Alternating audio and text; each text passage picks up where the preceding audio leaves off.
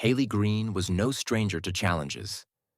As a single mother raising her 6-year-old son James, her life revolved around bedtime stories, school runs, and making ends meet.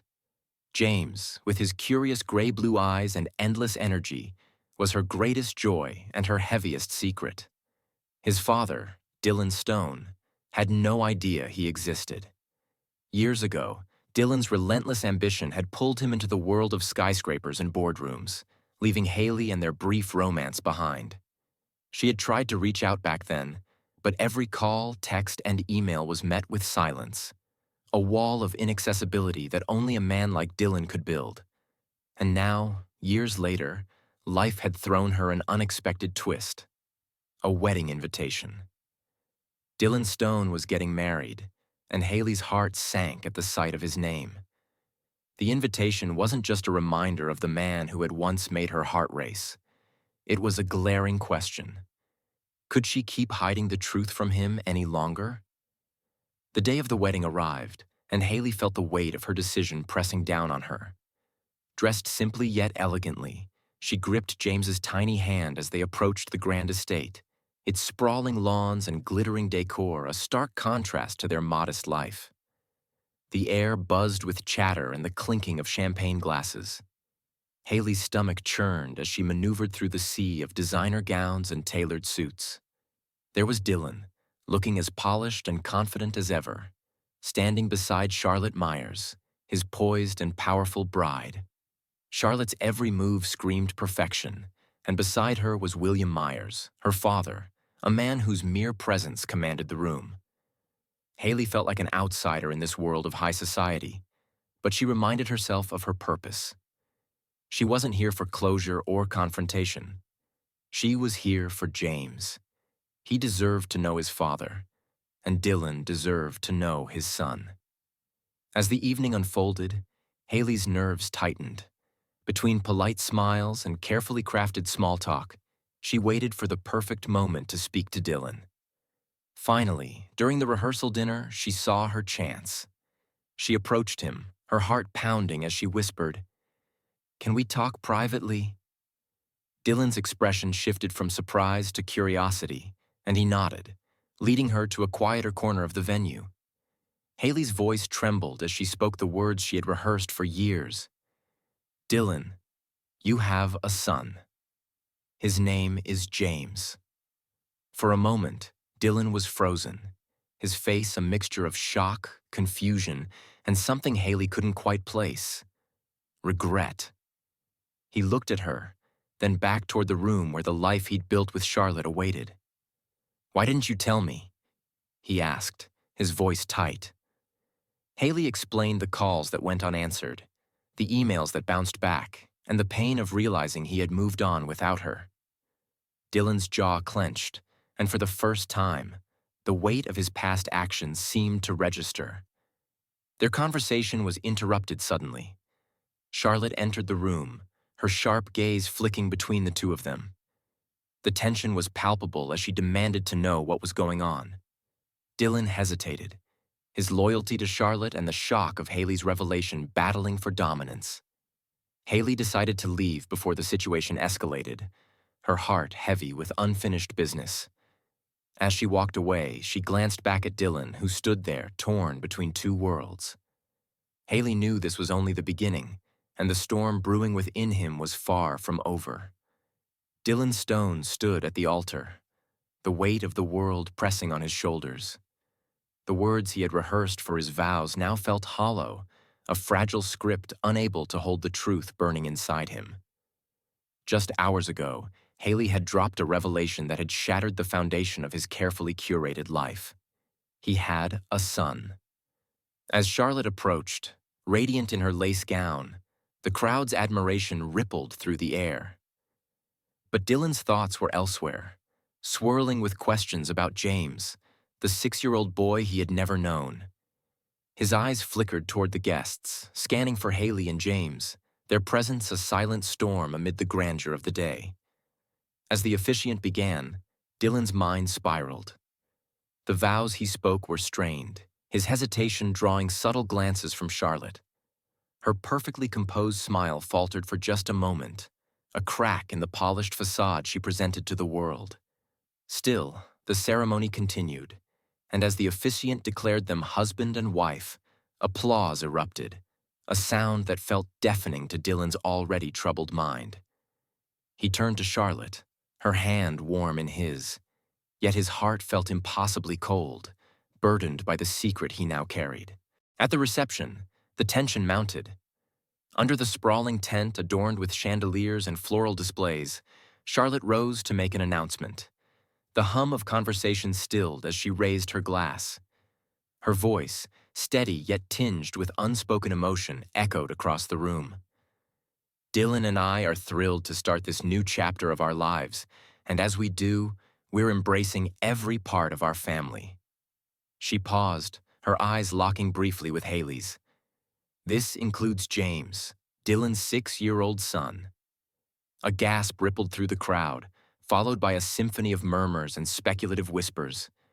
Haley froze, her grip tightening on James's hand as he innocently nibbled on a canapé, blissfully unaware of the storm around him. Marcus, seated beside her, leaned in, offering quiet reassurance. They'll talk, they'll gossip, but none of that matters. You're here for James. Haley nodded, though her chest felt heavy with vulnerability. Across the room, Dylan stood motionless, his face a mixture of gratitude for Charlotte's bold move and anxiety over the backlash that was surely to follow. The evening wore on in a haze of champagne toasts and half-hearted congratulations. Dylan attempted to approach Haley, his eyes pleading for a moment to explain, to connect, but Charlotte intercepted him. Her grip on his arm was firm, her voice low and pointed. You need to prioritize us, Dylan. The press is already sniffing around. If we don't control this, your son won't be the only scandal they latch onto. Dylan's jaw tightened, torn between the vows he had made hours earlier and the connection he longed to forge with James.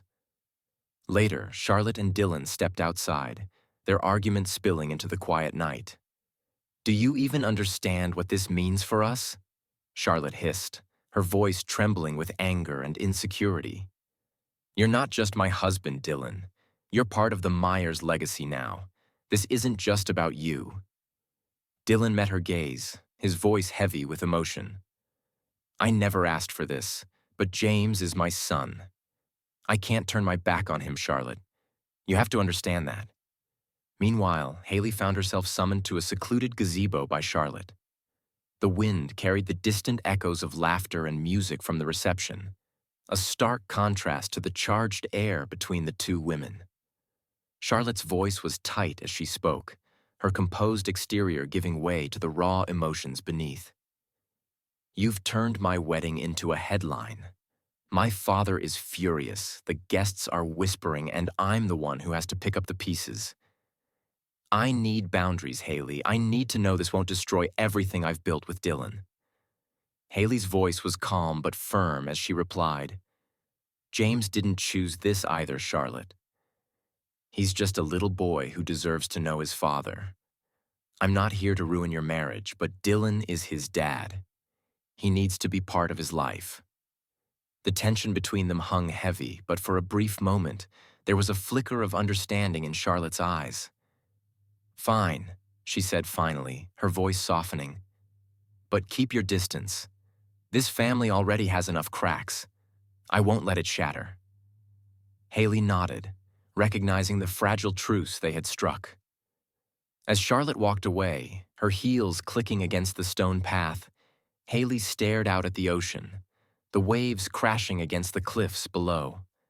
The truth was out now, raw and unyielding, and while it had fractured the polished image of Dylan's life, it had also forged a path toward something real, a chance for James to have the father he'd always dreamed of. Dylan stepped out of his car, taking a deep breath as he approached Haley's modest home for the first time. In his hand, he held a small box of James's favorite dinosaur figurines, a thoughtful gesture he hoped would bridge the years of absence. The door swung open before he could knock, and James stood there, eyes wide with excitement. Dad! The single word tumbled from James's lips, hesitant yet filled with a shy eagerness that made Dylan's heart clench. He knelt to greet his son, smiling as James reached out to show him a toy he'd been playing with. For a moment, everything else, the tension with Charlotte, the media frenzy, faded into the background. Inside, the warmth of the home enveloped Dylan, a stark contrast to the cold elegance of the Myers estate. Over pancakes and juice, Dylan listened intently as James chattered about school, his favorite cartoons, and a class project involving papier-mâché dinosaurs. The boy's enthusiasm was contagious, and Dylan couldn't help but laugh at his animated storytelling.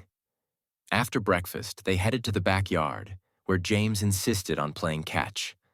Dylan threw the ball gently, watching as James giggled and ran after it, the simple game filling the air with an ease that Dylan hadn't felt in years. Haley watched from the porch, a bittersweet smile on her face.